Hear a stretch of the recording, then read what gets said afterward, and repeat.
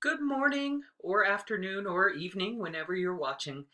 Um, I had some questions about this sheet that is on your screen that I posted in Blackboard.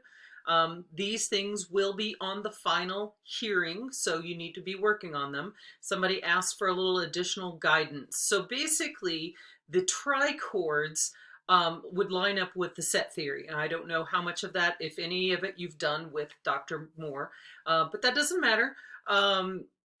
You sing each one as an individual set, but then you're going to sing them back to back to back. So the first one, oh, 1, 2, you would sing, oh, 1, 2, oh, 1, 3, oh, 1, 4, so on and so forth. So,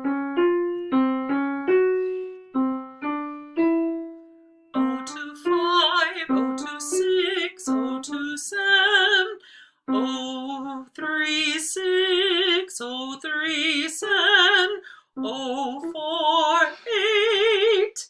So you would sing all of them back to back on numbers, not using any of the solfege.